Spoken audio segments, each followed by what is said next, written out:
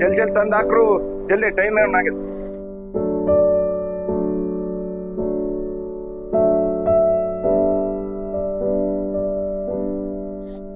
ಸೌಕರ್ಯ ನಮಸ್ಕಾರ ರೀ. ನಮಸ್ಕಾರಪ್ಪ. ಸೌಕರ್ಯ ಏನ್ರಿ ನೀವ್ ಇಲ್ಲಿ ಕೂಲಿ ಕೆಲ್ಸಕ್ ಬಂದ್ರಿ?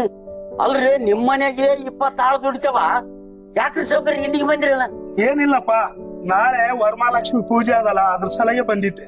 ಅಲ್ರಿ ಸೌಕರ್ಯ, ನಾಳೆ ವರಮಹಾಲಕ್ಷ್ಮಿ ಪೂಜೆ ಇರೋದಕ್ಕ ನೀವು ಬಂದು ಇಲ್ಲಿ ಮಿಲ್ಲಿನಾಗ ತಗದ ಮಾಡೋದಕ್ಕ ಏನ್ರಿ? ನಿನ್ನೆ ಒಬ್ಬ ಪೂಜಾರಿ ಭೇಟಿಯಾಗಿದ್ದ, ಸ್ವಾಮೀಜಿ ಭೇಟಿಯಾಗಿ ಏನಂದ, ನೀನು ಸ್ವಂತ ನಿನ್ನ ಬೆವರು ಸುರಿಸಿ ದುಡ್ದಂತ ರೊಕ್ಕ ನೀನು ಪೂಜೆಗೆ ಇಡು ಅಂತ ಹೇಳ.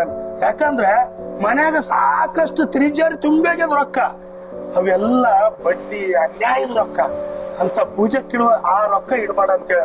ಹಂಗಾಗಿ ಮಿಲ್ಯಾಗ ಕೆಲ್ಸ ಮಾಡಕ್ ಬಂದಿನಿ ಚಾಮಣ್ಣ.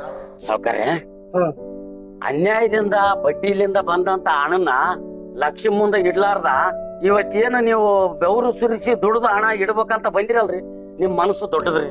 ಯಾಕಂದ್ರ ನೀವ್ ಇಟ್ಟು ಹಣ ಆ ಲಕ್ಷ್ಮೀ ದೇವಿ ಒಪ್ಪಿಗೆಂತಳೋ ಇಲ್ಲ ನನಗ್ ಗೊತ್ತಿಲ್ರಿ, ಆದ್ರ ಒಂದು ಮಾತ್ರ ಸತ್ಯ ರೀ, ಆ ಲಕ್ಷ್ಮೀ ದೇವಿ ನಿಮ್ ಮನೆ ಎಲ್ಲಿಯದಂತ ಹುಡ್ಕೊಂಬರ್ತಾಳ್ರಿ ಸೌಕರ್ಯ. ಈ ಬೆವರು ನಾನಿ ಇವತ್ ನನಗ ಅರ್ಥ ಆಕತ್ತದ. ಸಾಲ ಅಂತ ಕೊಡೋ ಬದ್ಲು ಸಹಾಯ ಅಂತ ಕೊಡ್ಬೇಕಂತ ಮಾಡೀನಿ. ಬರೇ ಮನಿ ಮನಿ ಮನಿ ಮನಿಯಿಂದ ಹೋದ್ರೆ ನಾವು ಮಾನವೀಯತೆ ಮರ್ತು ಬಿಡ್ತೀವಿ. ಮಾನವೀಯತೆ ಇದ್ರೆ ಆ ಮಹಾಲಕ್ಷ್ಮಿ ನಮ್ಮಿಂದನೇ ಬರ್ತಾಳೆ ಚಾಮಣ್ಣ. ನಮ್ಮಂತ ಶ್ರೀಮಂತರ ಸತ್ರ ಅಲ್ಲಿಗೆ ಹೋಗೋದು, ನಿಮ್ಮಂತ ಬಡವ್ರ ಸತ್ರುನು ಆ ದೇವ್ರ ಅಲ್ಲಿಗೆ ಹೋಗೋದು. ಬಂದಾಗ ದೇವ್ರು ಇಷ್ಟೆಲ್ಲ ಗಳಿಸಿದ್ದೇನೆ, ಎಲ್ಲಿಟ್ಟೇನೆ, ಏನ್ ತಂದೇನೆ ಅಂತ ಅಂದ್ರ ನಾನ್ ಏನ್ ಉತ್ತರ ಕೊಡ್ಲಿ ಚಾಮಣ್ಣ? ಬರೋದು ಜೀವನದಲ್ಲಿ ಎರಡೇ ಚಾಮಣ್ಣ, ಒಂದು ಪಾಪ ಒಂದು ಪುಣ್ಯ. ಇವತ್ತಿನ ಕೂಲಿ ಇಸ್ಕೊಂಡ್ ನಡಿ. ಪೂಜಕ್ಕ ಸಾಮಾನು ಅದು ಒಯ್ಬೇಕಪ್ಪ, ಇವತ್ತಿನ ಕೂಲಿ ಕೊಡ್ರಿ. ನಿಮ್ಮಿಂದ ಸತ್ಯಾರ್ಥ ಆಯ್ತು. 500 ರೂಪಾಯಿ ಇಡು ದೇವ್ರ ಮುಂದೆ. ಅನ್ಯಾಯದ ದಾರಿಯಲ್ಲಿ ಸಂಪಾದಿಸಿದ ಸಂಪತ್ತು ಲಕ್ಷ್ಮಿಯ ಪಾದದ ಮುಂದೆ ಇಟ್ಟರೂ ಅದು ಪುಣ್ಯವಾಗುವುದಿಲ್ಲ. ಆದರೆ ಬೆವರಿನಿಂದ ದುಡಿದ 1 ರೂಪಾಯಿ, ಪ್ರಾಮಾಣಿಕತೆಯಿಂದ ಗಳಿಸಿದ ಒಂದು ತುತ್ತು ಅನ್ನ, ಅದೇ ನಿಜವಾದ ಲಕ್ಷ್ಮಿಯ ಆಶೀರ್ವಾದ.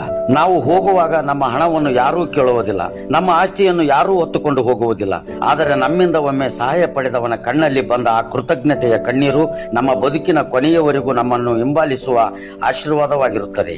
ಅದೇ ನಿಜವಾದ ಐಶ್ವರ್ಯ, ಅದೇ ನಿಜವಾದ ಲಕ್ಷ್ಮಿಯ ಪೂಜೆ, ಅದೇ ಮನುಷ್ಯನ ನಿಜವಾದ ಸಂಪತ್ತು. ಎಲ್ಲರಿಗೂ ವರಮಹಾಲಕ್ಷ್ಮಿ ಹಬ್ಬದ ಹಾರ್ದಿಕ ಶುಭಾಶಯಗಳು.